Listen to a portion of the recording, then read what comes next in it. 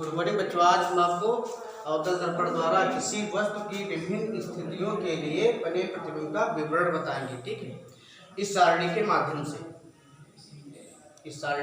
माध्यम से हम आज आपको वस्तु की स्थिति कैसी होगी, प्रतिबिंब की स्थिति कैसी होगी, प्रतिबिंब का आकार कैसा होगा, प्रतिबिंब की प्रकृति कैसी होगी, इसके बारे में हम बता देंगे। ठीक है, तो सबसे पहले इस वीडियो को बहुत ध्यान से देखना। ठीक है, पिछला वाला जो वीडियो हमने बनाया उसको जरूर देख लेना। ठीक है, जिससे आपको समझ में आ सके। ठीक है, कि सभी की परिभाषाएं जरूर देख लेना। ठीक है, जिससे आपको इस पुराना जो पिछला है वीडियो उससे ज्ञान हो सके। ठीक है, अब हम जानेंगे सबसे पहले वस्तु की स्थिति। ठीक है, वस्तु की स्थिति के बारे में सबसे पहले, यदि वस्तु अनंत पर है, कभी कभी प्रश्न आ जाता है कि कोई पूछ लेता है कि यदि वस्तु अनंत पर है तो बताइए प्रतिबिंब की स्थिति कैसी होगी। ठीक है, तो याद रखना इस सारणी के माध्यम से कि इसको बहुत ध्यान से पढ़ लेना और समझ में भी आ जाएगा कि वस्तु की स्थिति अगर अनंत पर है तो प्रतिबिंब की स्थिति कैसी होगी। देखो भी 5 मिनट में, यदि वस्तु की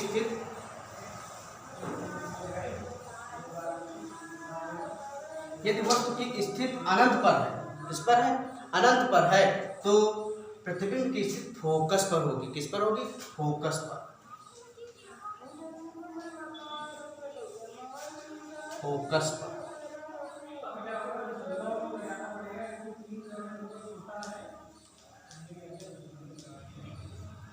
ठीक है, यदि वस्तु की स्थिति अनंत पर है, यदि वस्तु की स्थिति अनंत पर है तो प्रतिबिंब की स्थिति फोकस पर होगी। किस पर, फोकस पर। याद रखना, यदि वस्तु अनंत पर है तो प्रतिबिंब की स्थिति फोकस पर होगी। प्रतिबिंब का आकार कैसे होगा, बात आती है कि प्रतिबिंब का आकार कैसे होगा, तो प्रतिबिंब का आकार अत्यंत छोटा होगा।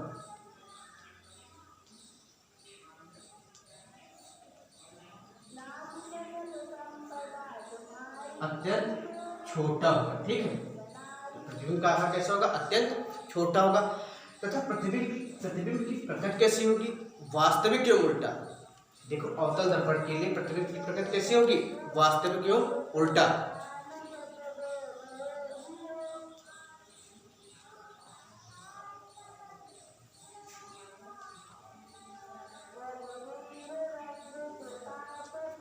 उल्टा। ठीक है, वस्तु की स्थिति यदि अनंत पर है तो फोकस, प्रतिबिंब की स्थिति फोकस पर। ठीक है, प्रतिबिंब का आकार अत्यंत छोटा एवं प्रतिबिंब की प्रकृति कैसी होगी, वास्तविक एवं उल्टा। समझ में आ गया होगा जी। देख लीजिए, जैसे ये आपका कोई अवतल दर्पण है। क्या है, अवतल दर्पण बहुत ध्यान से समझा के रखिए। इधर मान लिया ये कोई मुख्य अक्ष है जो ध्रुव से है। ठीक है, बात आती है यदि वस्तु अनंत पर है। ठीक है, वस्तु क्या अनंत पर है,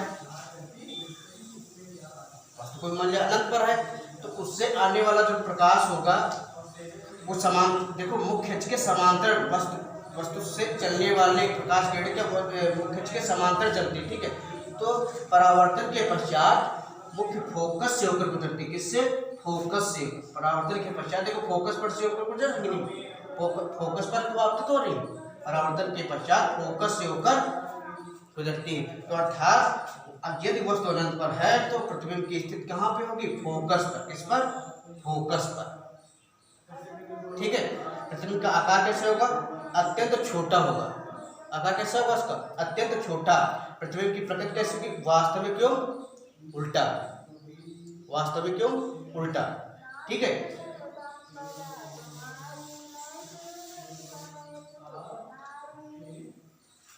अब जानेंगे दूसरा है पॉइंट कि यदि वक्रता केंद्र से दूर, कहने का मतलब वस्तु की स्थिति अगर अनंत वक्रता केंद्र से दूर।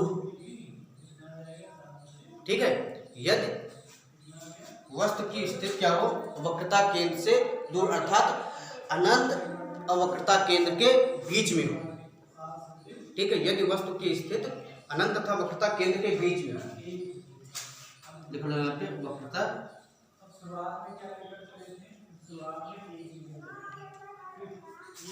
यदि वक्रता केंद्र, बहुत ध्यान से, वक्रता केंद्र सी से दूर हो।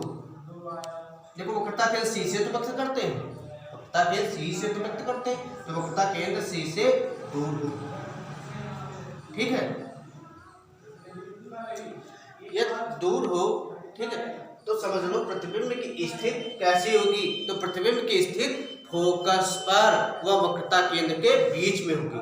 तो प्रतिबिंब की स्थिति फोकस पर, देख लीजिए मान लिया आपको यहाँ पे कोई अवतल दर्पण,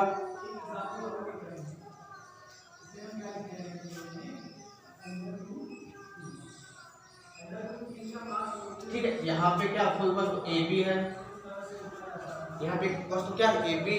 देखो ये है ध्रुव, दर्पण का क्या ध्रुव, ये है फोकस, ये है वक्रता केंद्र। अब इसके बाद आती है कि जब वस्तु बिंदु ए के शीर्ष से, ठीक है, मुख्य अक्ष के समांतर चलने वाली प्रकाश किरण किसी बिंदु एम पर आपतित होती है, किसी बिंदु एम पर आपतित होती है, तो परावर्तन के पश्चात, तो परावर्तन के पश्चात वह मुख्य, तो परावर्तन के पश्चात यह मुख्य फोकस से होकर गुजरती है।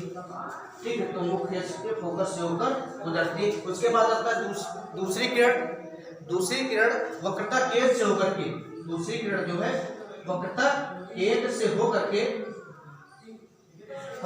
वक्रता केंद्र से होकर के किसी बिंदु ओ पर आपतित होती है, दर्पण के किसी बिंदु ओ पर आपतित होती है। देखो फिर से ध्यान रखना कि दूसरी किरण वक्रता केंद्र से होकर के, दूसरी किरण वक्रता केंद्र से होकर के किसी बिंदु ओ पर आपतित होती है, दर्पण के किसी बिंदु ओ पर आपतित होती है तथा उसी माध्यम में वापस लौट जाती है, तथा उसी माध्यम में वापस लौट जाती है।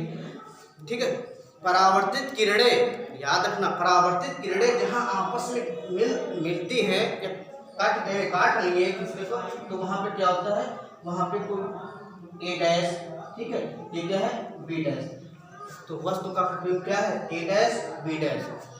बात आती है कि यदि वस्तु वक्रता केंद्र से दूर हो, यदि वस्तु वक्रता केंद्र से दूर हो, देख लीजिए वक्रता केंद्र से दूर है वस्तु, ठीक है, वस्तु जो है वक्रता केंद्र से दूर है, उससे बनने वाला प्रतिबिंब जो है फोकस,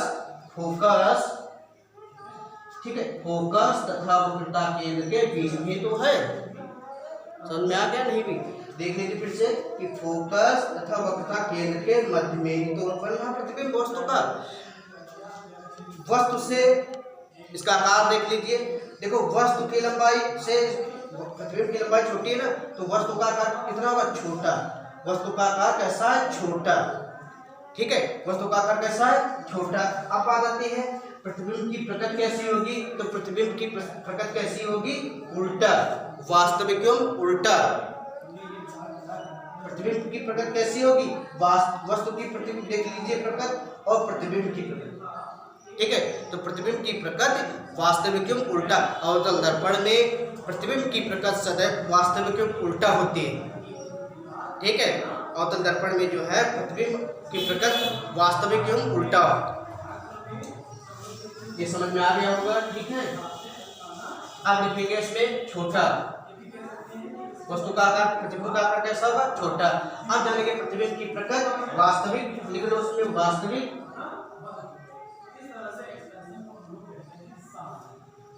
वास्तविक एवं उल्टा।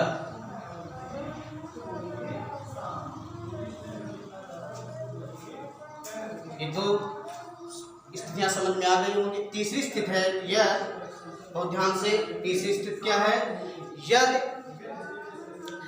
यदि वक्रता केंद्र पर C, कहने का मतलब यदि वस्तु जो है वक्रता केंद्र पर स्थित हो, यदि वस्तु जो है वक्रता केंद्र पर ही स्थित हो, यदि वस्तु जो है वक्रता केंद्र पर स्थित हो, C से व्यक्त करते हैं, ठीक है, वक्रता केंद्र C पर स्थित हो,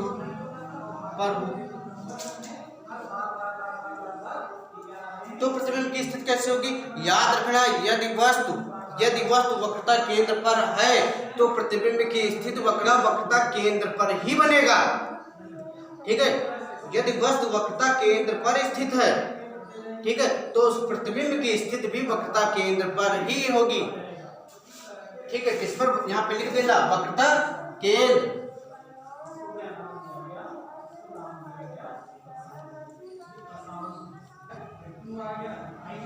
वस्तु के बराबर। बात आती है प्रतिबिंब की प्रकृति कैसी होगी, वास्तविक एवं उल्टा। वास्तविक एवं उल्टा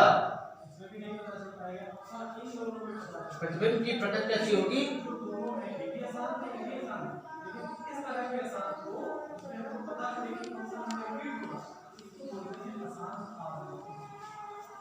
उल्टा। ठीक है, तीसरा नंबर। चौथा नंबर आता है यदि वस्तु क्या हो, यह फोकस व वक्रता केंद्र के बीच में हो। यदि वस्तु जो है फोकस तथा वक्रता केंद्र के बीच में हो, यदि वस्तु जो है फोकस तथा वक्रता केंद्र के बीच में हो। देख लीजिए तीसरा पॉइंट आप लोगों को समझ नहीं आया होगा कि वस्तु केंद्र पर सी पर हो तो प्रतिबिंब की स्थिति वक्रता केंद्र पर, प्रतिबिंब की स्थिति कैसी होगी, वक्रता केंद्र पर सी पर हो। ठीक है, तो चित्र के माध्यम से देख लीजिएगा। यहाँ पे मान लिया कोई डायग्राम अवतल दर्पण है, ठीक है, अवतल दर्पण है और ध्यान से, ठीक है,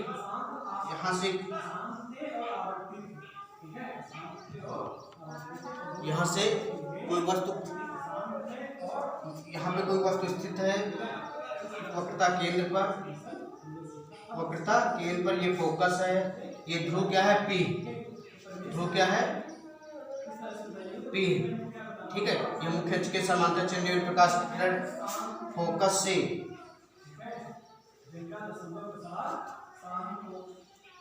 ठीक है तथा पुनः बिंदु ए के शीर्ष से चलने वाली दूसरी किरण फोकस से होकर के, ठीक है, फोकस से होकर के, फोकस से होकर के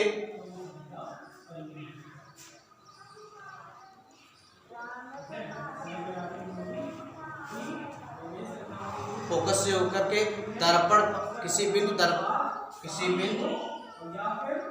दर्पण के किसी बिंदु O पर आपतित होती है। देखो आपतित हो रही है,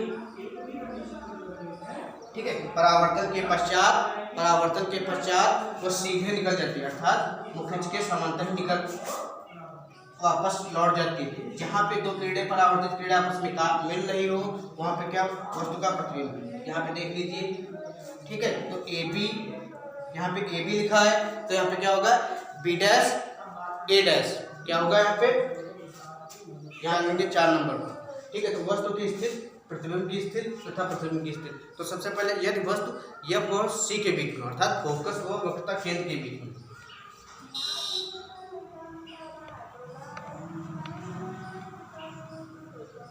फोकस व वक्रता केंद्र के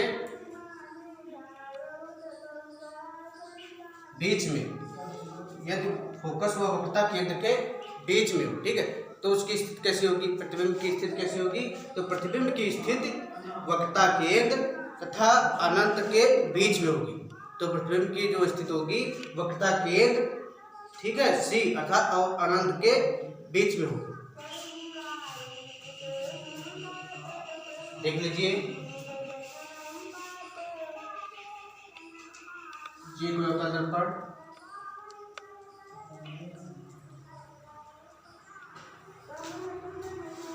ठीक है। यहाँ पे क्या ध्रुव है P, यहाँ पे क्या कोई वस्तु क्या C, यहाँ पे फोकस क्या F, फोकस कौन सा F। यदि वस्तु क्या है, यदि वस्तु फोकस व वक्रता केंद्र के बीच में, फोकस व वक्रता केंद्र के बीच में वस्तु यहाँ पे हो, ठीक है, वस्तु कहाँ यहाँ पे हो, तो A व B मान लिया। यहाँ से चलने वाली मुख्य अक्ष के समांतर चलने वाली प्रकाश किरण, मुख्य अक्ष के समांतर चलने वाली प्रकाश किरण किसी बिंदु पर आपतित होती है, ठीक है। ठीक परावर्तन के पश्चात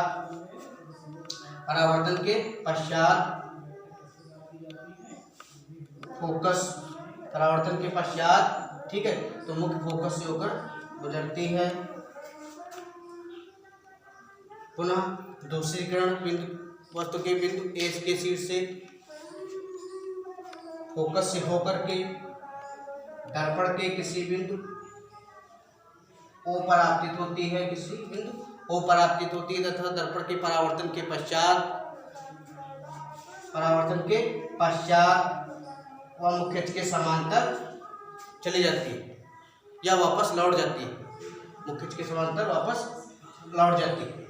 ठीक है, तो प्रतिबिंब की स्थिति यहाँ पे वक्रता केंद्र है, जहाँ पर दो परावर्तित किरणें आपस में मिल रही हो या काट रही हो, वहां पे क्या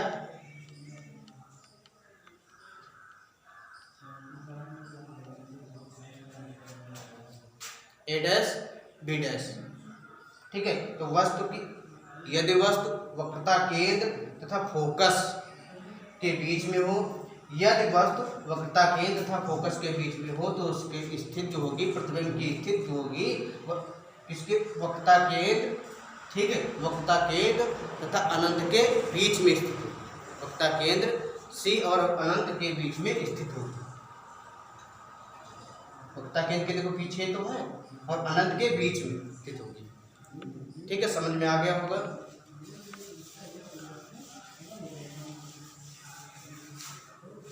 यहाँ पे लिख लेंगे प्रतिबिंब की स्थिति कैसी होगी, अनंत, ठीक, कहाँ पे अनंत तथा वैल्यू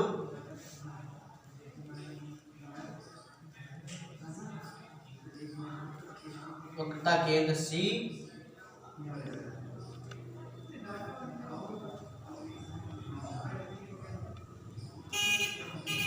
अनंत के बीच में, ठीक है, बीच पर स्थित होगी।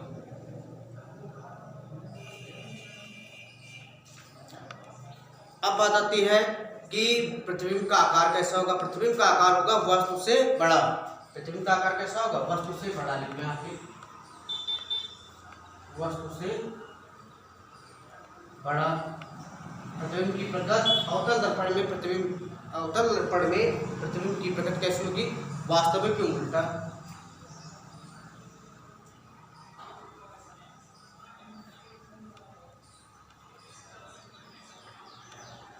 वास्तविक क्यों उल्टा।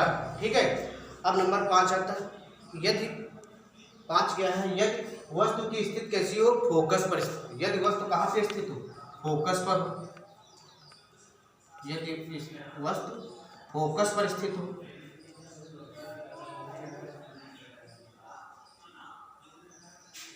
फोकस पर, ठीक है, तो प्रतिबिंब की स्थिति कैसी होगी, तो प्रतिबिंब की स्थिति अनंत पर होगी।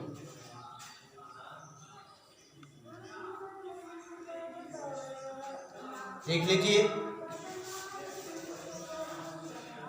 इस चित्र के माध्यम से। ये मान लिया अवतल दर्पण है, ठीक है, यहाँ से मुख्य अक्ष P, यहाँ पे फोकस दूरी क्या है, F है, ठीक है, वक्रता केंद्र क्या C है। यदि वस्तु क्या है, यदि वस्तु फोकस पर स्थित हो, यदि वस्तु क्या फोकस पर स्थित हो, तो मुख्य अक्ष के समांतर आने वाली प्रकाश किरणें, यदि वस्तु के फोकस पर स्थित है तो वस्तु का प्रतिबिंब की स्थिति कैसे होगी, अनंत पर। ऐसी होगी अनंत पर।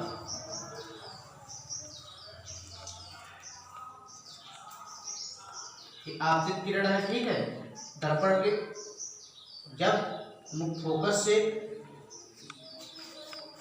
देख लीजिए आपतित हो रही है, ठीक है, उसके बाद क्या, परावर्तन के पश्चात ये सीधे वापस अनंत पर स्थित कहाँ होगी, प्रतिबिंब की, प्रतिबिंब अनंत पर।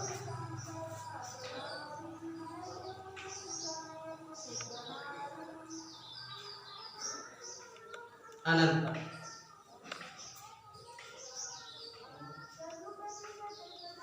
ठीक है, अनंत पर होगी। ठीक, यदि वस्तु किस पर स्थित हो, फोकस पर।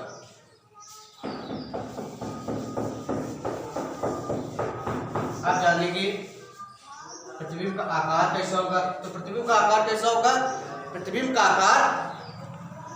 का जो आकार होगा वह बहुत बड़ा होगा। कैसा होगा, बहुत बड़ा, बहुत बड़ा, ठीक, वास्तविक एवं उल्टा, प्रतिबिंब की प्रकृति कैसी होगी? वास्तविक एवं उल्टा, वास्तविक एवं उल्टा। ठीक है, वास्तविक एवं उल्टा। नंबर 6 नंबर आता है कि उसमें यदि फोकस व ध्रुव के मध्य में स्थित हो, वस्तु जो है, वस्तु की स्थित है जो फोकस व ध्रुव के मध्य स्थित हो। फोकस 6 नंबर है, यदि वस्तु फोकस व ध्रुव के बीच में स्थित हो, फोकस व ध्रुव के मध्य, तो प्रतिबिंब की स्थिति कैसे होगी? तो प्रतिबिंब की स्थिति दर्पण के पीछे होगी, दर्पण के पीछे होगी। कैसी होगी? दर्पण के पीछे। बहुत ध्यान से देखना, समझ देख लीजिए। ये है आपका अवतल दर्पण। ये क्या है? अवतल दर्पण।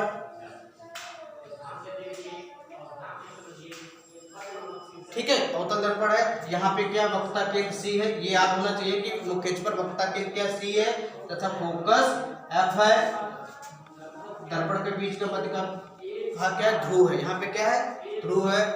यदि 6 नंबर, यदि फोकस व ध्रुव के मध्य में हो, यदि वस्तु कहाँ पे? यहाँ पे हो। ठीक है, वस्तु जो है फोकस व ध्रुव के बीच में हो, आपतित किरण। ठीक है, तो प्रतिबिंब की स्थिति दर्पण के पीछे होगी। क्या होगी? दर्पण के पीछे। यहाँ से फिर वापस उठती किरण कहाँ से? वक्रता केंद्र से होकर जाती है। कहाँ पे? वक्रता केंद्र कहाँ पे? ये है सी।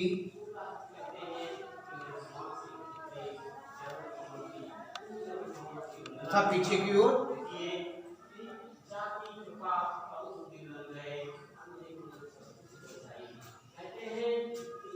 पुनः दूसरी किरण, पुनः दूसरी किरण,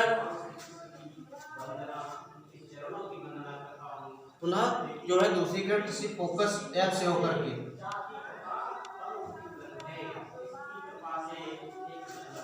ठीक है, तथा पीछे की ओर यहाँ पे मान लिया ए, क्या है यहाँ पे? ए डैश। जहाँ पे दो आपतित किरणें आपस में मिल रही हो, जहाँ पे कहने का मतलब यदि जो किरणें हैं परावर्तित होने के बाद, दोनों किरणें जितना आगे बढ़ती है, परावर्तित होने के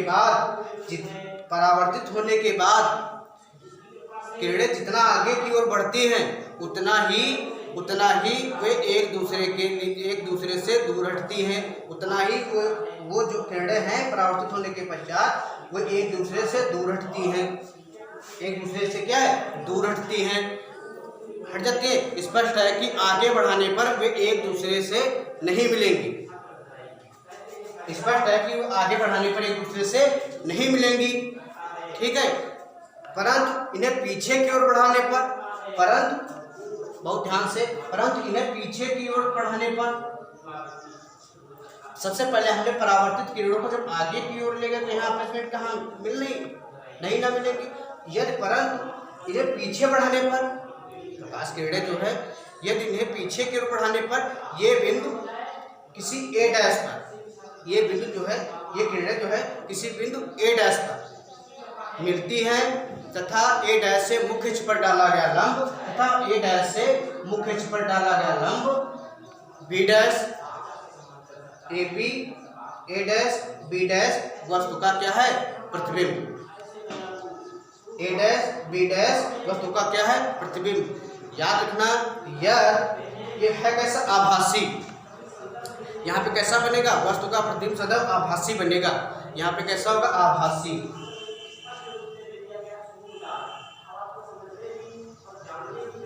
आभासी प्रतिबिंब।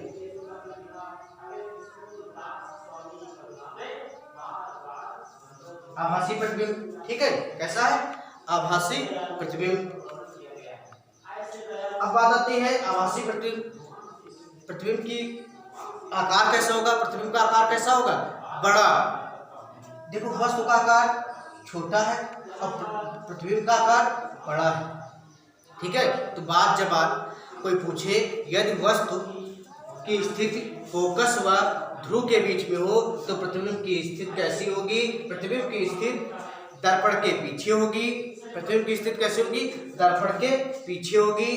प्रतिबिंब का आकार कैसा होगा, वस्तु से बड़ा होगा, ठीक है। प्रतिबिंब की प्रकृति कैसी होगी, प्रतिबिंब की प्रकृति जो होगी आभासी एवं सीधा।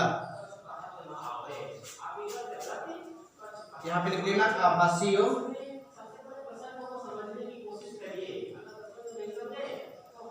आभासी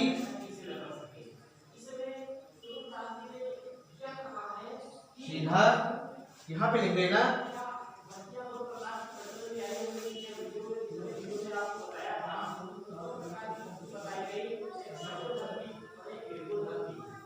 बड़ा, ठीक है। प्रतिबिंब की स्थिति कैसी होगी, प्रतिबिंब की स्थिति दर्पण के पीछे,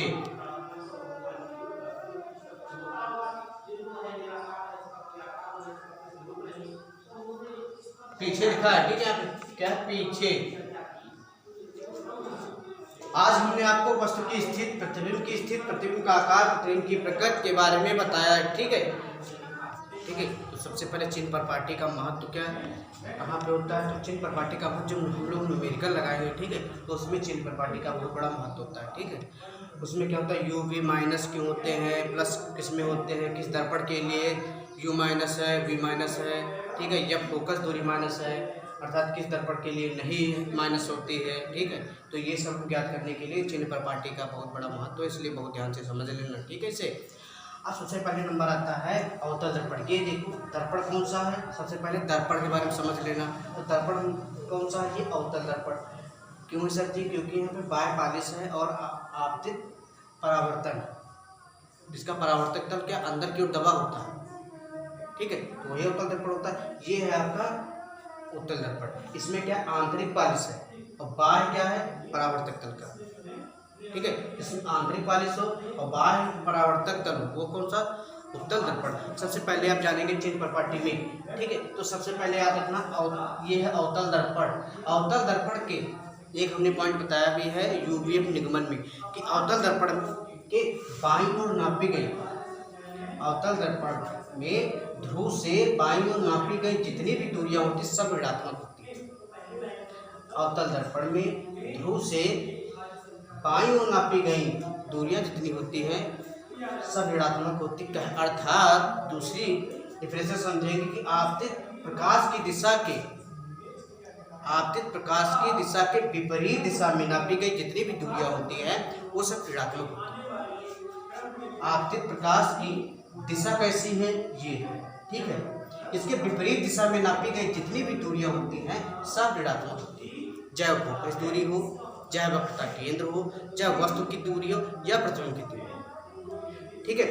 अवतल दर्पण के दाईं ओर याद रखना, अवतल दर्पण के दाईं ओर, ठीक है, आपतित दिशा के चलने की दिशा में जितनी भी दूरियां नापी जाती हैं सब धनात्मक होती है। सब कैसी होती है, धनात्मक होती है। कहने का मतलब आपतित दर्पण के बाईं ओर ऋणात्मक, दर्पण के दाईं ओर धनात्मक दिशाएं जितनी भी दूरियां नापेंगे ध्रुव से, कहाँ से नापते हैं, दूरियां सदैव ध्रुव से नापते हैं, ठीक है। ध्रुव से नापी गई जितनी भी दूरियां होंगी सब धनात्मक होंगी, समझ में आया, ठीक है। अब बात आती है उत्तल दर्पण में भी देख लीजिए कि दर्पण के बाईं ओर जितनी भी दूरियां नापी जाती हैं वो सब ऋणात्मक होती है। जैसे ऋणात्मक दर्पण के दाईं ओर, उत्तल दर्पण के दाईं ओर जितनी भी दूरियां नापी जाती हैं सब धनात्मक होती है। देख लीजिए आपतित प्रकाश की दिशा, आपतित प्रकाश की दिशा किधर है, उधर। आपतित प्रकाश की दिशा किधर है, उधर, ठीक है। बात आती है आपतित प्रकाश,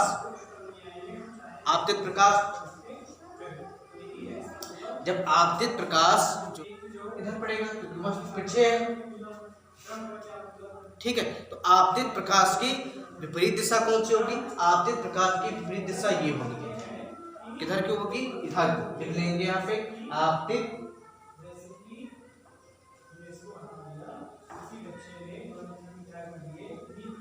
प्रकाश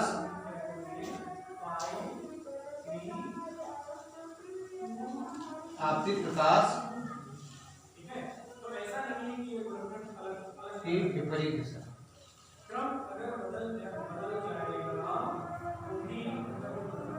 अब समझ में आ गया होगा कि आप इसमें जो है आपतित प्रकाश की विपरीत दिशा किधर को होगी, इधर को।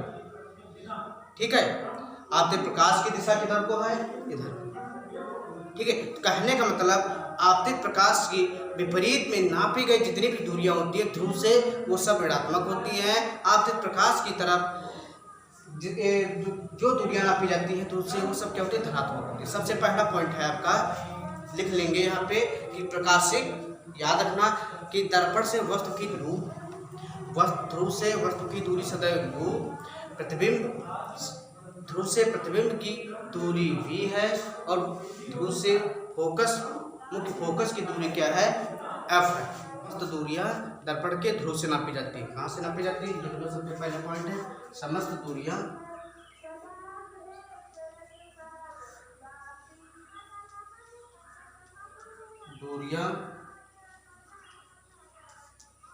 दर्पण के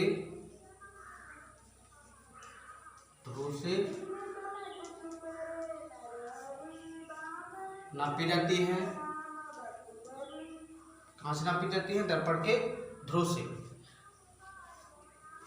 ठीक है, दर्पण के ध्रुव से नापी जाने वाली दूरियां, नंबर दूसरा, दर्पण के ध्रुव से नापी जाने वाली दूरियां, ठीक है, दर्पण के ध्रुव से नापे जाने वाली, या लिख लो दर्पण के ध्रुव से नापे जाने वाली, यहाँ पे लिख लो दर्पण के ध्रुव से दाहिनी ओर,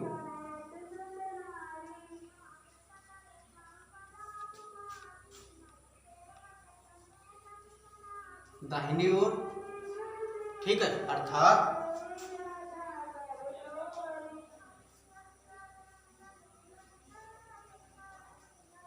आपतित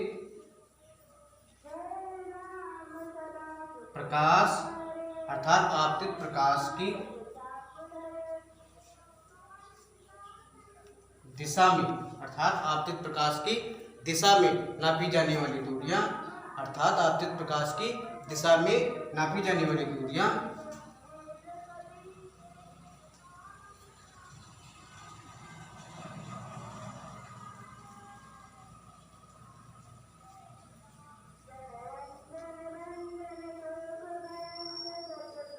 धनात्मक होती है। दूरियां धनात्मक, ठीक है, तथा ध्रुव से बाईं ओर, इसे जोड़ लो, नापी जाने वाली दूरियां धनात्मक होती है।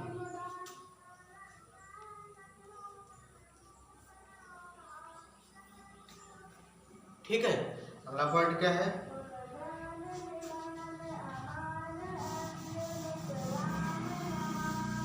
यहाँ पे देख लेना कि दर्पण के ध्रुव से दाहिनी ओर, अर्थात दाहिनी ओर, दर्पण के ध्रुव के दाहिनी ओर नापी जाने वाली, अर्थात प्रकाश की दिशा में, ये प्रकाश की दिशा है, ठीक है, प्रकाश की दिशा में नापी जाने वाली जितनी भी दूरियां होती है सब क्या होती है, धनात्मक होती है।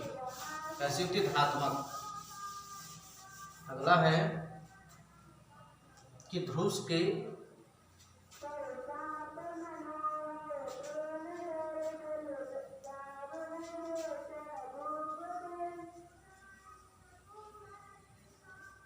बाईं ओर, अर्थात ध्रुव के बाईं ओर,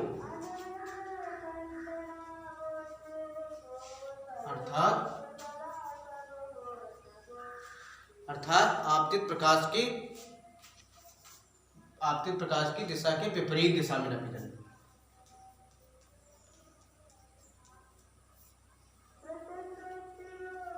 प्रकाश की विपरीत दिशा में नापी जाने वाली दूरियां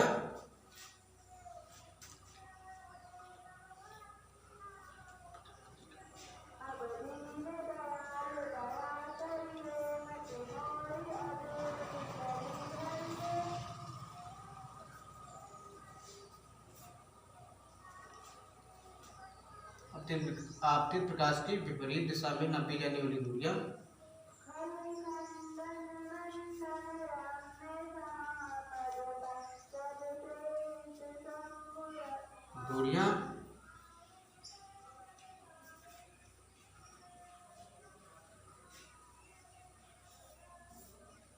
ऋणात्मक दूरियां कैसे होती हैं?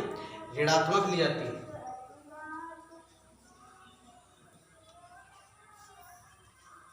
ठीक है, ऋणात्मक ली जाती है, अर्थात आपतित प्रकाश की दर्पण के ध्रुव से बाईं ओर, अर्थात आपतित प्रकाश के विपरीत की दिशा में, आपतित प्रकाश के विपरीत की दिशा में जितनी भी दूरियां नापी जाती हैं तो सब क्या होती है? ऋणात्मक ली जाती है। कैसे ली जाती है? ऋणात्मक ली जाती है। दाहिनी ओर जो ली जाती है दूरियां सब धनात्मक ली जाती है। ठीक है, अगला पॉइंट है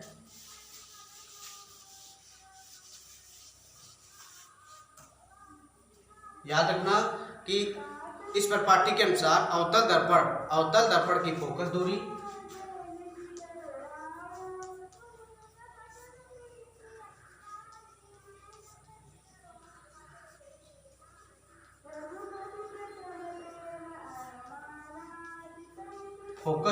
अवतल दर्पण की फोकस दूरी ऋणात्मक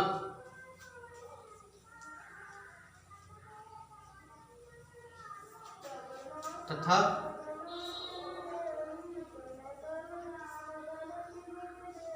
उत्तल दर्पण की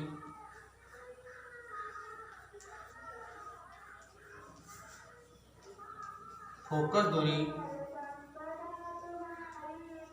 धनात्मक। ठीक है, तथा उत्तल दर्पण की फोकस दूरी धनात्मक होती है। देख लीजिए, अवतल दर्पण की फोकस दूरी जो होगी ऋणात्मक, क्योंकि ये क्या है? आपतित प्रकाश के दिशा की विपरीत दिशा है। ठीक है, और बाईं ओर स्थित है, इसलिए क्या है? ऋणात्मक। ये जो है उत्तल दर्पण में फोकस दूरी धनात्मक, क्योंकि आपतित प्रकाश की दिशा में है। किस तरफ है? आपतित प्रकाश की दिशा में है, इसलिए क्या है? धनात्मक। और जो है दर्पण के दाहिनी ओर स्थित है, इसलिए क्या? धनात्मक।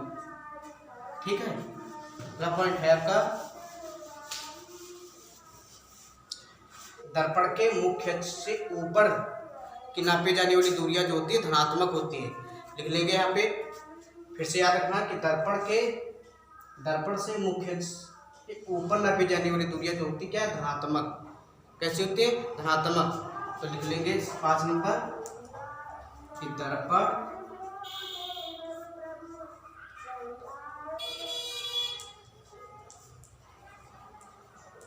मुख्य अक्ष से, ठीक है, नापी जाने वाली दूरियां मुख्य अक्ष से ऊपर की ओर, दर्पण के मुख्य अक्ष से ऊपर की ओर नापी जानी होती है।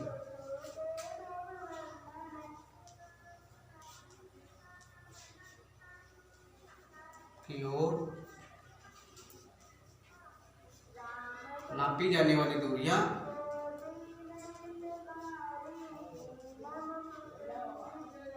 दूरियां धनात्मक तथा नीचे की ओर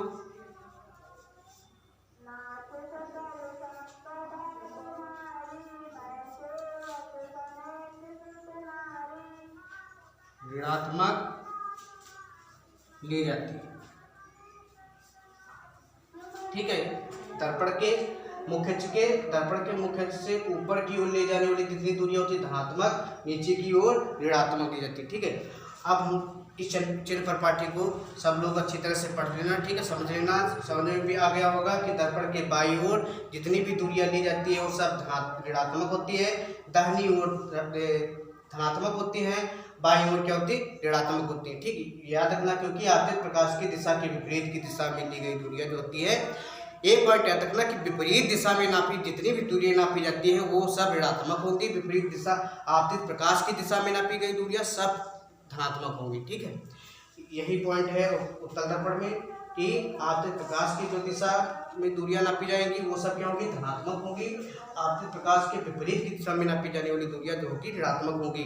ठीक है, इसलिए इसको बहुत ध्यान से पढ़ लेना, क्योंकि ये जब हम न्यूमेरिकल लगाएंगे उसमें होगा कि वस्तु की दूरी, प्रतिबिंब की दूरी और फोकस दूरी। ठीक है, तब वहाँ पे हमको ये चिन्ह जो दूरियां ली जाएंगी वो चिन्ह सहित ली जाएंगी ना, तो इसलिए याद रखना कि वस्तु का प्रतिबिंब किस तरफ बना है, जो वस्तु का प्रतिबिंब जो है दाईं ओर बना है या बाईं ओर बना है, इसलिए। ठीक है, बहुत ध्यान से इसे पढ़ लेना और तभी लिखना इसको।